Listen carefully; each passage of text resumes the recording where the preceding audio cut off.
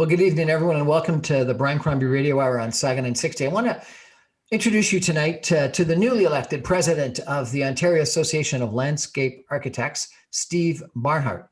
Steve, how are you? Welcome to our show. I'm great, Brian, and thanks for having me on the show. Thank you so much. I understand that you've got a day job, and that is as Senior Director of Parks, Environment, and Culture for the Niagara Parks Commission. That sounds like a pretty good day job.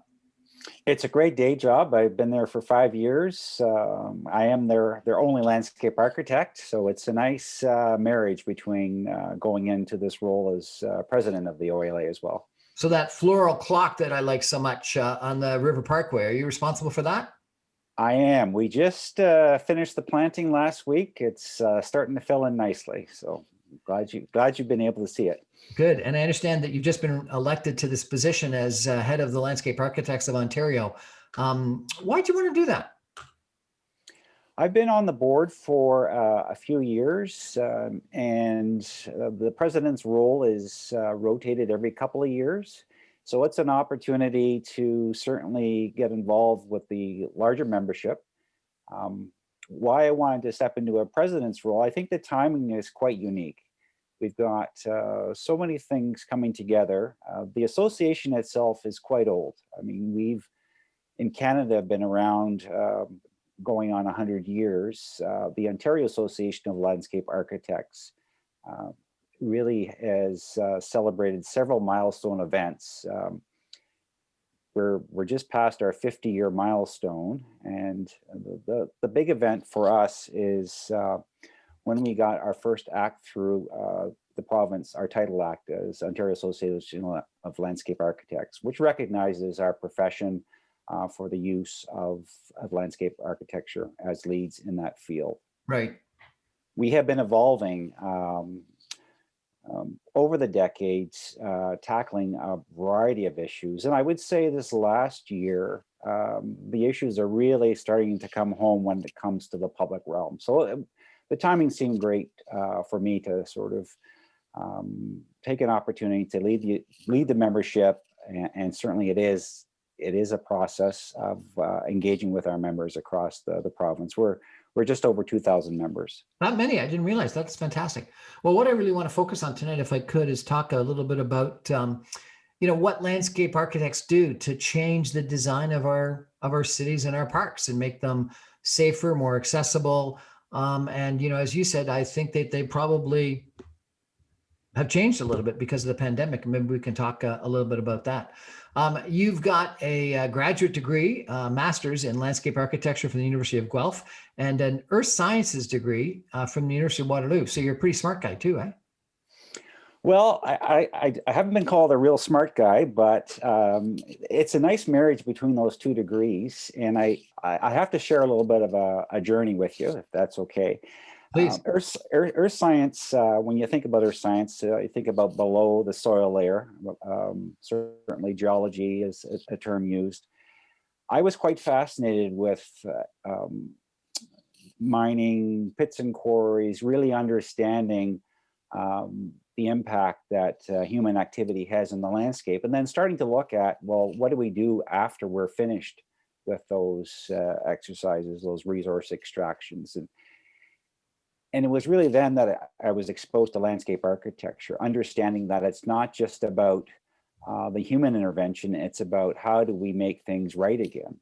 And I mean, earth science is a very strong field, and certainly understanding soil, but I would say as a geologist, soil is the stuff that's sort of in the way of the good stuff underneath, where in landscape architecture, it's the lifeblood of what we work with. Right. So understanding, working with plants, creating great public spaces, landscape architecture, if I can sum up, is really the blending of art with science. So the creation with the fact that we are applying an applied science, using living material. If you think about the building envelope, everything when you step outside is within the realm of landscape architecture. So it's interesting. I interviewed Joe Berridge of Urban Strategies, one of the top planners in our city, if not our country, if not our world. And we talked about how cities are going to change post-COVID. and we talked about density. We talked about suburbs versus urban locations. We talked about the things that make a city great. And he talked about transit. We talked about town and gown universities. And one of the last ones we talked about, he said, is that you got to have hipster culture. He said coffee shops, restaurants, etc. But the last one he said was you got to have beauty. And he said beauty comes through iconic architecture, street art, and landscape architecture. Do you agree? I do agree. I would go as far as to say I'd add a fourth element, and what we've seen this year is the reconnection to nature. People have been locked up, been told basically to stay away and to stay close to home. And what we're seeing is a insurgence of people wanting to get back to the outdoors. Landscape architecture looks at those desires and builds spaces, connections in a safe way for people to enjoy those experiences. I can share at Niagara Parks, we've seen over a 50% increase in visitation outside. Parks Canada, I'll use Banff as an example. Their national park their goal is to obviously preserve a very sensitive system, and they understand the carrying capacity. They've gone from 3 million people to 4 million people over the course of this pandemic. And they're looking at ways to basically regulate that access through a reservation system. So the governments are responding to this newfound love of the outdoors. And I think the time for landscape architects overall right now is to really take a lead in that. At Niagara Parks, are people primarily just looking at the falls, or are they attracted to things more farther afield than just the falls? So Niagara Parks, its mandate is the 56-kilometer corridor, basically from Lake Ontario to Lake Erie, following the river. And we see people experiencing all aspects of that corridor, whether they're picnicking, cycling on the recreational trail, absolutely spending time from the falls. At the falls is a big draw, and you're seeing people come from a fair distance, even with the lockdown. They're still driving a couple of hours to reconnect to nature, and I think that's playing out across the province. Well, that's great, and I do think that squares, parks, whether landscaped or just natural, do add green space and beauty to our city cores, and so I think it's critical that we have them. And I understand that lots of municipalities are requesting more and more park space to be part of all developments that are occurring. So I think it's critical for us to have it, and things like shading and or lack of shading and more green rather than just paving and pavement, etc., are all critical. We're going to take a break for some messages and come back more with Steve and talking about landscape architecture in just a minute. Stay with us, everybody.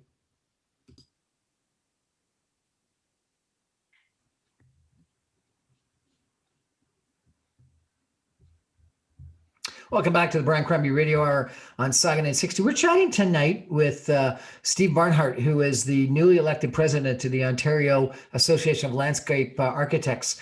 His day job is as Senior Director of Parks, Environment and Culture for the Niagara Parks Commission. And so maybe we'll come back and talk a little bit about how culture fits into parks and environment. And he's, well experienced from an educational standpoint. He's got a master's of landscape architecture from the University of Guelph and a bachelor's degree in earth sciences from the University of Waterloo. Steve, maybe I can ask you a question that's relevant to, I think, all parks, but probably Niagara Parks as well.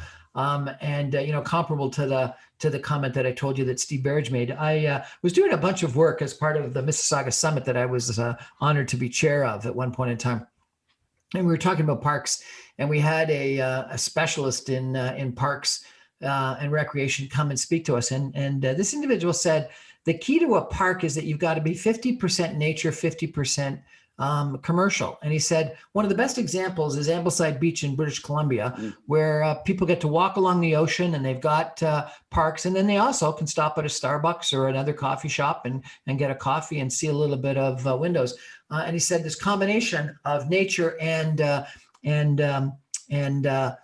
commercial was critical. And he used the McMichael Gallery and the town that gallery is in as an example. He said, think, the restaurants and the retail and the coffee shops, etc., that are in that town are there because of the McMichael Gallery and the conservation area, but it's both go together. The conservation area and the gallery wouldn't attract as many people if they couldn't go to the restaurant and get the coffee.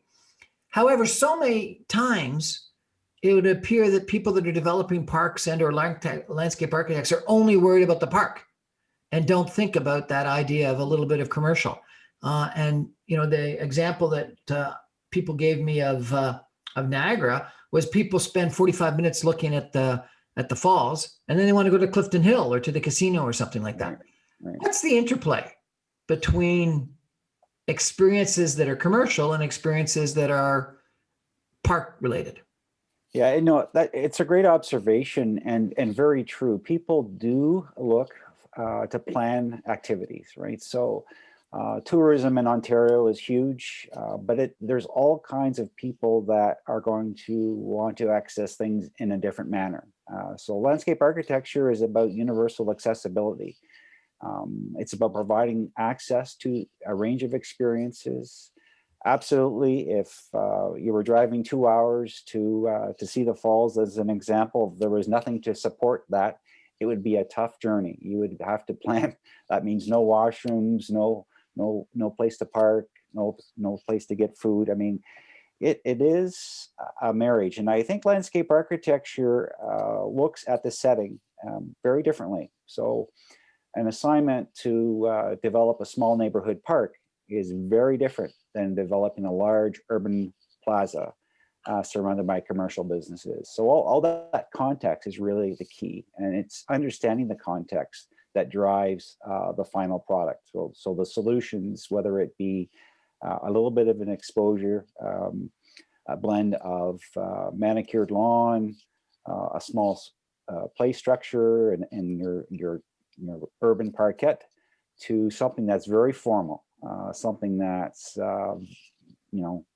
appeals to the lunchtime crowd, opportunities to describe what you just mentioned, Brian, an opportunity to get something to eat and engage in social activity. So context really matters. And there, I don't support the idea that there's a formula of 50% commercial and 50% natural or soft landscape.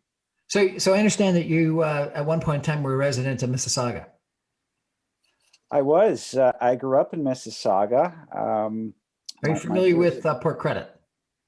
I am familiar with Port Credit. My wife actually is from Port Credit. Okay, so this weekend I was out walking my dog with my kids, and my kids are millennials or whatever, that in their 20s and 30s. So maybe even more than millennials. I don't even know what the demographic descriptions are these days. And we wanted to go for a walk with the dog in nature, but they wanted to walk on the east side of the Credit River, which is really just a long concrete pier. There's a little bit of grass, and there's a lot of river and lake. And it was beautiful. But I think the reason why is they wanted to walk by a couple of the restaurants and people watch and interact along it's not a boardwalk, but it's sort of like a boardwalk, this pier that sticks out. And I wanted to go on the west side, which is this beautiful park and greenery that sticks out the exact same distance. Isn't that an example where people want to people watch? They want nature, but they want other stuff as well. Yeah, absolutely. And think about, and I sort of generalize those two as part of the overall public realm. So when you think about how the public realm has to respond to all kinds of interests, all kinds of intensities of use, again, going back to, I'm going to call it the public streets. So that boardwalk experience that you're describing People are setting out for a certain type of activity. We're seeing, when you look at municipal streets as an example, we're seeing changes that are occurring way beyond what those streets were intended for. You're seeing pop-up plazas, patios, for instance, spaces starting to become part of the what I would call the traditional sidewalk zone or pedestrian zone, the pop-up park. I've seen those in many municipalities where areas of parallel parking are converted to temporary, softscape installations, and these are in response, I think, to people's desire to get out and reconnect in the outdoors. But how people wish to reconnect is not uniform. I mean, there's, depending on the time of day, how much time you've got, who you're with, pushing a child in a stroller is a very different experience than putting on your hiking boots and try and go on those off-road trails. So again, it's trying to design in that context for that larger population where there's all types of many uses. Tell me about how you think about public art, infrastructure, statues, things like that. So, when I think about parks that I love or places that I love to walk in, they often have some centerpiece. So I'm thinking about Port Credit and the lighthouse and that impact of the lighthouse. And I got to tell you how many people take pictures beside a red bicycle that is, just permanent establishment right by the lakeside, and it's just a old historic red bicycle. I think about the beauty of the bridge that goes across the Humber River in Toronto at the bottom of the Humber River, that is just pedestrians and cyclists, but it's a gorgeous structure. I think about the boardwalk in the beaches, and how the beaches, if it was a concrete pathway, just wouldn't be the same. That boardwalk makes it. How do you think about infrastructure and public art? Yeah, public art absolutely has a great place in I mean, when we express culture, I can't help but think of, and some of those items I wouldn't call public art necessarily, but the idea of introducing a design into public space. And design takes many forms. Some of it's very subtle and often not noticed, and yet it makes the space feel enjoyable, feel comfortable. Organizing spaces, you can go right down to the detail of what the site furniture looks like, how the benches are arranged, how they're actually formed. It's not only about how they feel when you're sitting there, but it lends itself a welcoming space. The Humber River Bridge example is a great one. It's an iconic feature. It draws your eye, whether you're seeing it from a distance or you actually have an opportunity to go, whether it's by bike or a rollerblade, go check it out, go experience what it's like crossing that bridge, the views that it offers out toward the lake or up the Humber River. So absolutely, public art blends well with landscape architecture. And some sites are designed specifically around focal points, whether they be very formal with fountains and gardens, or less formal with sort of subtle placements of art.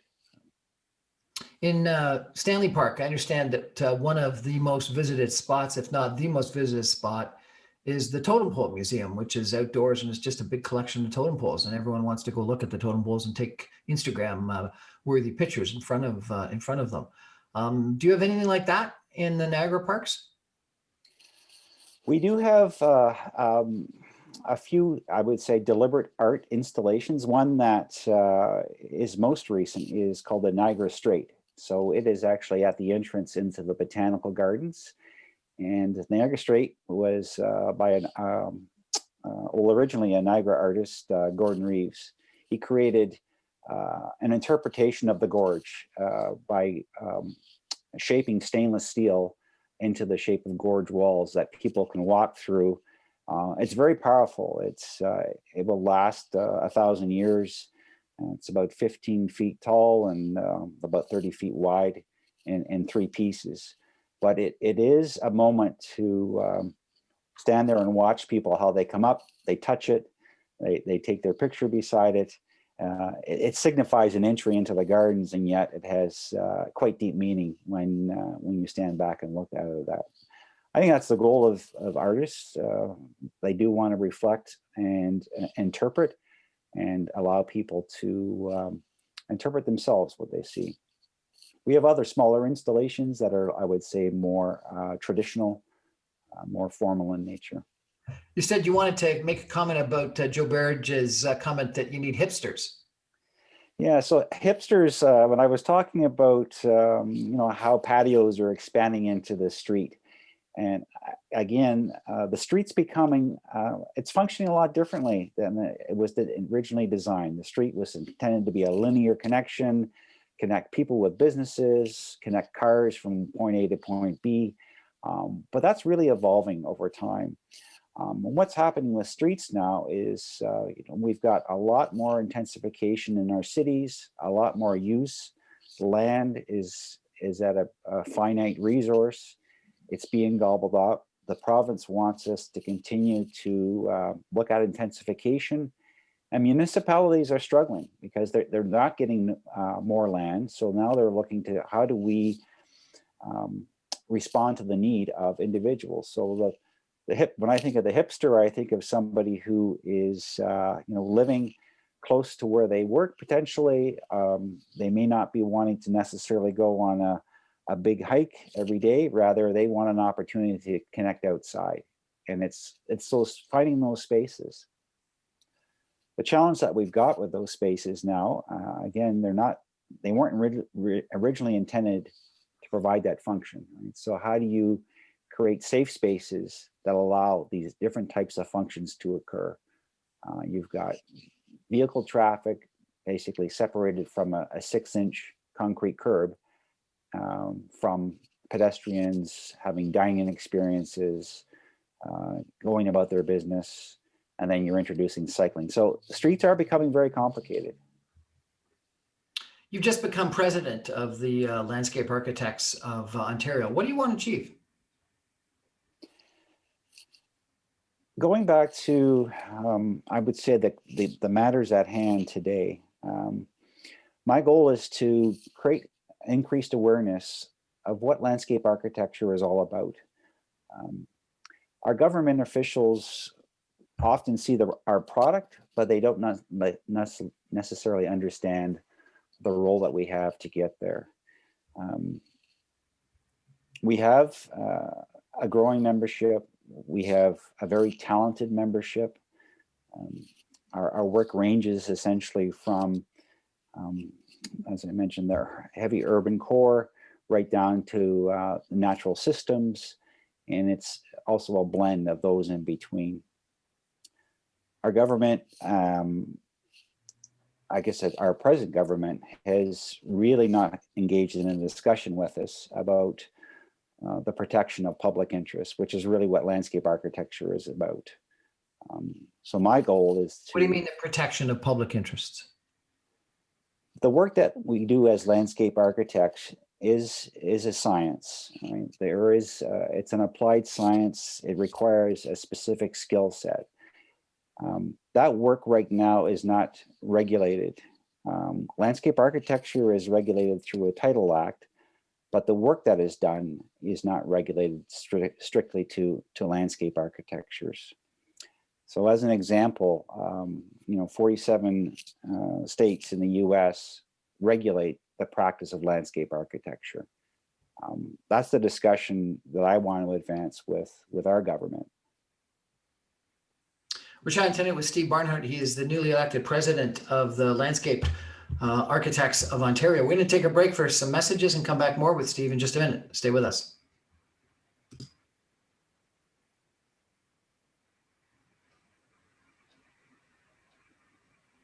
Welcome back to the Brian Crombie Radio Hour on Saga 960. We're chatting tonight with Steve Barnhart. He is the recently elected president of the Landscape Architects of Ontario Association.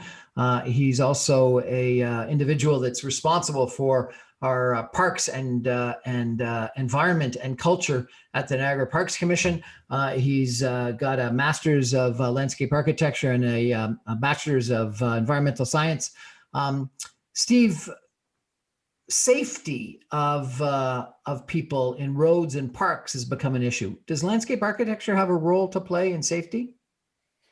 Absolutely. It's part of our core mandate, Brian. Protecting the public interests is critical. Public safety is really essential to our mandate. And the environment is becoming complex. We as landscape architects, no different than whether it's engineers or architects, all are held to a code about the activity that we do. And, we want to balance, obviously, accessibility, but we want to make sure that there is no risk to public harm. And environments are complicated, and they are evolving. So understanding the dynamic of the change and responding with design solutions that support that change is, I would say, critical now more than ever. There was this beautiful square outside of Union Station in downtown Toronto that was, completely destroyed by putting up these huge, big cement barriers after the van attack on Yonge Street north of Shepherd a couple of years ago. And then, I think improved by putting in, I don't know what they're called, bollards, I think they're called, which are sort of cement pillars. What's the solution on squares and streets and things like that for an issue associated with safety from cars and vans, which regrettably we've heard of way too often? Yeah, it has been very regrettable. And I don't know if we've heard the last of it, unfortunately, when you look at the issues that are going on in other places around the world. I don't want to say there's a simple solution because, again, context really plays a role in this. But if you think about it, if you've got a street, and when you're looking at the tragedy in London, the street that supports 60-kilometer-an-hour traffic, and basically right adjacent to where people are walking, that fundamental design needs to be looked at. So as an example, landscape architecture has developed and designed all kinds of dedicated recreational trail systems. We've talked about the waterfront trail as an example of how you accommodate a range of uses in a controlled situation. I got to talk to you about that, though. So in some trails, and frankly, I think about Mississauga as one example of that. You got people walking, people running, people biking, people rollerblading, people walking with dogs, all on the same trail, and it's a disaster of congestion. And then, when COVID-19 hit, people were trying to stay 6 feet away. Often one group would have to go on the grass to stay 6 feet away from the group passing on the other side. I'm thinking about the Bloor West Village area or Sunnyside Beach area of Toronto. They've got a boardwalk, and then they've got a paved biking, rollerblading area. We almost have to separate out different pedestrian and athletic uses, don't we? Certainly, volume is an issue. And trail standards are designed for intense use. And I don't want to use the analogy of car and rush hour, but unfortunately it does apply. If there's peak use times, it's difficult to accommodate the peak, no matter what you're designing. Separation of uses does work, but it's not always required based on the intensification. So the waterfront trail, for example, is very wide, and many times of the day it's functioning quite well. But there are those peak times. You have 1,000 people an hour, and in 100 linear meters of that trail, it's pretty difficult to manage that. And building multiple separate trails is almost not affordable. So I do agree with you. It can be a challenge, but we have to look at the overall objective of what we're trying to achieve. And providing those destinations along the trail, as an example, giving people opportunities to rest, to get off the trail, providing those connected park spaces. All these solutions are married together to try and provide that recreational experience. As our population grows and ages, how do you have to think about that? Again, I was speaking with Joe Berridge, and he was saying that we are now the third largest metro area in all of North America. We've surpassed Chicago, and that he thinks that we're going to surpass even LA. And I guess the way that metro area is defined is areas of greater than 100,000 that are contiguous to one another. And so therefore the definition of the Toronto CMA would be, all the way from Oshawa to Kitchener-Waterloo and down toward you in Niagara. But if that's true, that we are, and our growth is going to be, and the other way that it was described is that a population in the city of Montreal is moving to Toronto, Greater Toronto area in the next 10 years. If we're going to grow like that, how are we going to provide appropriate park space? I actually, just out of interest, and again, I apologize for coming back to the Mississauga example, but I was driving around Mississauga and I counted 17 big roadside signs warning me that there was a $100 parking ticket for parking illegally south of Lakeshore. Why? Clearly there's a demand if people are willing to park and get ticketed $100. Why aren't we giving people a better way to get to our Lakeshore if that's what the demand is? And how are we going to deal with that if we double in size? Right. No, you raise a critical question. As I mentioned at the beginning, land is not increasing. It's the opposite. And unfortunately, urban growth is based around development, right? And so, municipalities aren't necessarily funding. They don't have the resources to build all the amenities. They rely on a share of that development growth funding to be able to do that. But I think those formulas, again, government needs to look at how those ratios are calculated. The priorities for green space, it's critical to, if you can imagine adding, we can use any urban example where you include multiple high rises, all those people need to go somewhere. And those high rises aren't providing their proportionate amount of green space. So it's up to the municipal planners to understand where they're going to include that intensification and how they're going to provide access to the appropriate green space. I don't have a quick answer for you there because the problem, if we continue on this course, is not going to improve. We've got to look at different types of solutions, different types of methods of conversion of land to make sure we have proportionate access to nature.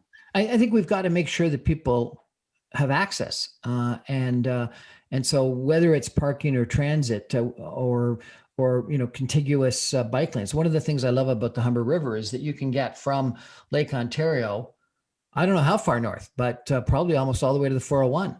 In Mississauga, you can't get from the lake to the system that goes through Arundel Park because it's closed off, and I think that's a shame. The Don Valley, you should be able to, and I think the plan is eventually you should be able to get to from the lake all the way up to about Eglinton through that whole park system. Isn't that one of the things that we need to do? We need to connect through our ravines from the lake into the places where people come from. Absolutely. And linear connections, those are great examples, Brian. We can look at rail trails, the conversion of old rail line to recreational trails. We can look at utility corridors. A lot of that work has been well developed and it is underway. It's not proportionate across Ontario, but certainly there is a revisiting of public spaces to make those connections. Absolutely. What do you think's going to happen with aging population, which is the other big issue from a demographic standpoint? And again, going back to my Mississauga Summit experience, we had someone that came and said, parks aren't designed for the elderly. They need to have washrooms and they need to have places to sit down. Right. The province set out a goal for universal accessibility by 2025, which when they set that goal seemed like a long way away. It's coming down on us like a freight train right now, and absolutely, landscape architecture is about universal accessibility. So how we design our spaces thinking about the transition between grade, whether it's a small ramp or the ability to make gentle walkways that can be used by all. I mean, that's key to the design of great public space. Certainly amenities such as washrooms, access to concessions. Again, a lot of that can be driven by whether it's the desire of the municipality or the desire of potentially the surrounding commercial areas. There's different approaches there. It is going to be an issue. I'm part of one of the biggest age groups in the boomers. So as I get closer to my retirement, believe me, I think about that, and I think about how my physical abilities have changed over the last couple of decades. Your responsibility at Niagara Parks is also for culture. How do you protect or promote our culture? Yeah, that's a great question. I mean, culture stems from many aspects. I would say Niagara Parks, the biggest area is our heritage. Niagara Parks was established in 1885, and we do have 4 heritage sites, but we have a linear storyline of the development. I mean, the culture in that Niagara River corridor really goes back to when the glaciers receded. So 13,000 years of human occupation. And so that's part of the storytelling that I'm responsible for. Well, I'd suggest some things that you might want to think about, and you probably have. But there's a power station, old power station, just south of the falls. I think it's the Canadian Niagara Power Station or something like that, that has got these huge turbines that I understand have flues that go way down to the bottom of the falls. And then there's something like 25 miles of underground tunnels all around Niagara Falls. That's part of the heritage of Niagara, the power and those huge, beautiful buildings and turbines, isn't it? It absolutely is, and thank you for the plug, Brian, for our most active project here at Niagara Parks. So we have titled this project the Niagara Parks Power Station, and it was formerly called the CMP Power Plant, built in 1904. It was I forget the total square footage, but it had 12 turbines that were added to over time. It produced 25 hertz power, and it was operational up until 2006, but it was left in its state. So we will be opening, I'm going to call it an interpretation attraction at the end of the summer. Our government has supported us on this endeavor, so it's going to be a big undertaking, but we are very close to opening. Excellent. What's the Interpretation Center going to do? You'll experience the original power plant in its original state. So full of controls, full of turbines. There's a lot of storytelling in there. We have 2 phases to the project. The second phase actually that talks about what was going on with the water, access to that tunnel you're describing, going down, essentially simulating what the penstock was. It drops 165 feet into a tunnel that would exit out into the Niagara River. So that's all part of our next year's plan. And we're also doing an immersive light show. So in the evening, the plant will come alive again. As part of the experience through sound and music technology. I'm quite excited to. I've looked at the previews of this thing, and I can't wait to experience it when it's operational. Fantastic! Sounds exciting. I want to come. Probably the most beautiful boardroom I've ever had a meeting in was in Oak Hall. Can you tell us about Oak Hall? Oak Hall is it belonged to Harry Oakes. It was left to Niagara Parks by his wife after his death, and it's a fabulous estate mansion. I would say the boardroom you're describing is beautifully articulated with old mahogany, a wonderful ceiling, It's used for commission meetings right now.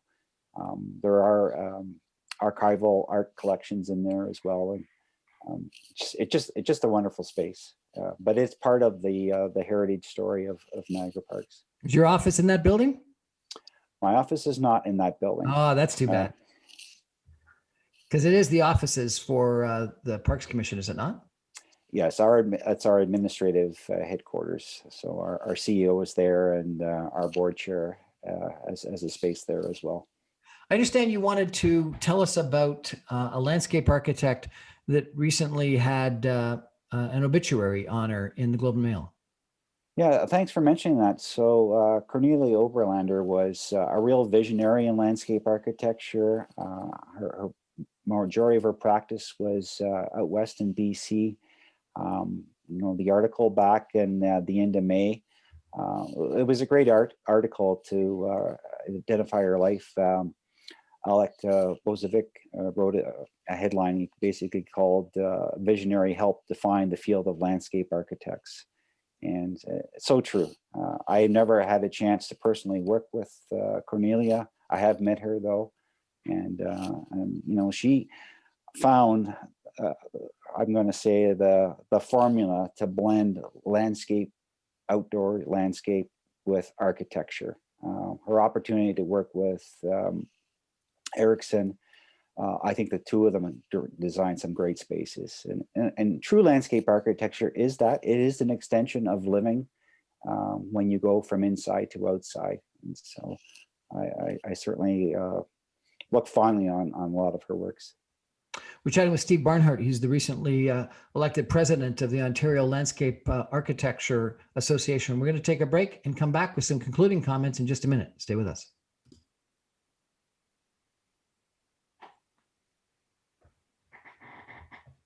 Welcome back to the Brian Crombie Radio Hour on Saga 960. We're chatting tonight with Steve Barnhart, who is the newly elected president of the Landscape Architects Association of Ontario.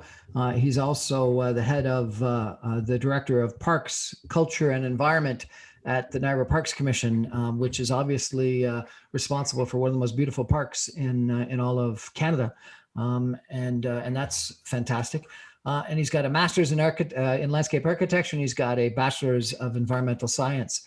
And he's a resident, or at least was a resident of Mississauga, and his wife hails from Port Credit. So he knows this city well. Steve, I attended a fascinating seminar in New York City at one point in time talking about how to make cities great. And I was president of the Mississauga Arts Council at the time. And the seminar leader, who was someone very involved in Times Square and theater, but also very involved in Central Park, said that when you think about building a great city, you've got to make sure that there's a brand for the city, that when you think of the city, you can't help but think about the city when you think about that. And the example she used is, she said, New York wouldn't be New York without the live theater around Times Square. And similarly, New York wouldn't be New York without Central Park. It defines New York. It's something that is endemic to what New York is all about. And she said, London is probably Buckingham Palace and Hyde Park. Yeah. And Paris is probably the Champs-Élysées and the Eiffel Tower and the Arc de Triomphe. Niagara Falls is probably the falls. What is it about Toronto that defines Toronto in a comparable way? This is just my opinion, but I would say it's the waterfront. Toronto's waterfront is iconic. When you introduce the work that's gone on down, not only just expanding the boardwalk spaces, there's some great opportunities that are still emerging, reclaiming a lot of the portlands. You look at the skyline, you look at the connections that are available to develop between Center Island. I'd say Toronto waterfront to me is iconic.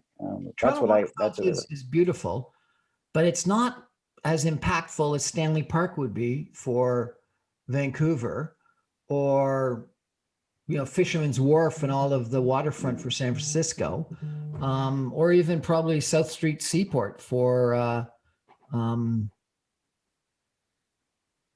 Manhattan, is it?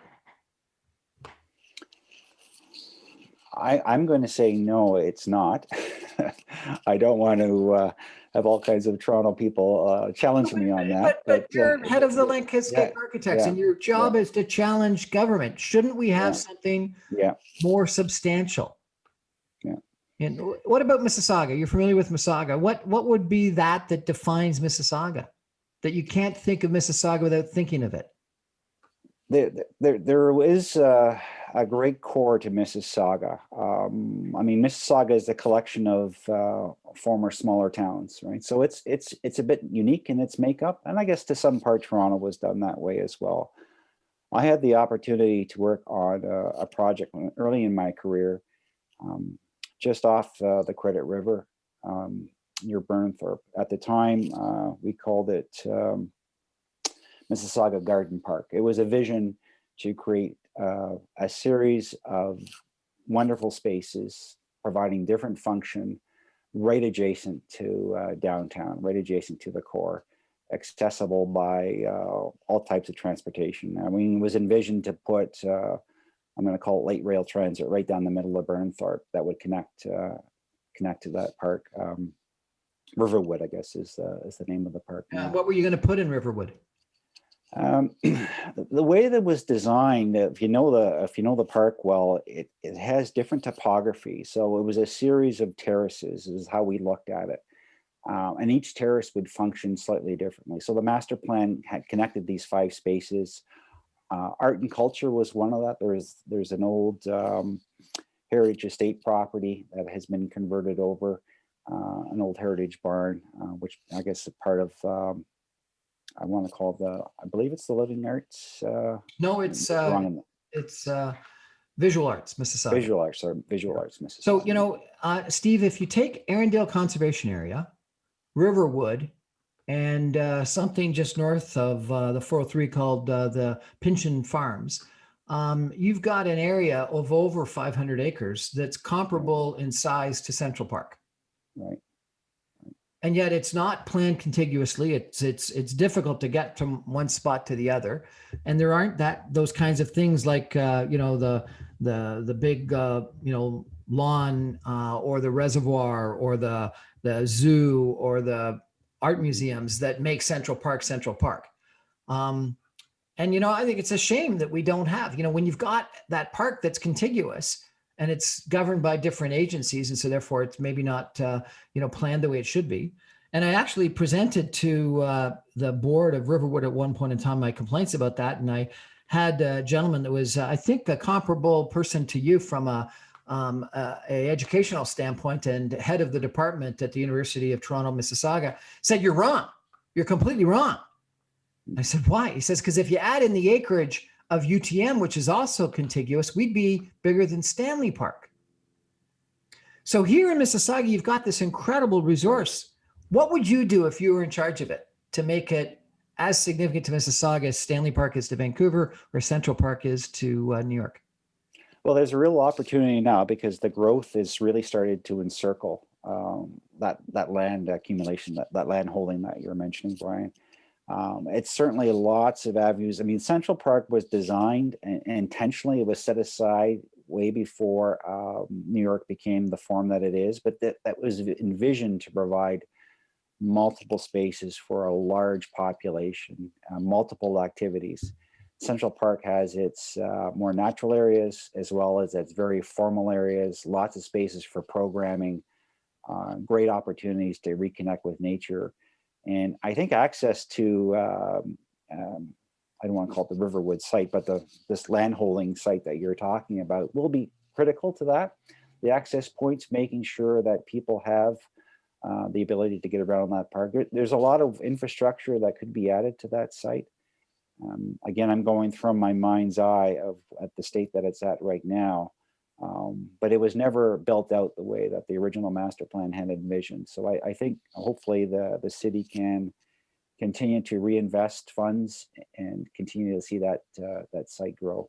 If you wanted to make one significant change to Niagara Parks that isn't currently slated for that would change it to become even more iconic, what would it be? It's pretty hard to become more iconic than Niagara Falls. I must admit, it's the destination that is known globally. So I don't think I would want to try and compete with that. What I would like people to understand is the other part of the mandate, which to be the environmental steward of the corridor. People may not be aware that 80% of the global gull population goes through the Niagara River corridor annually as part of the migratory routes.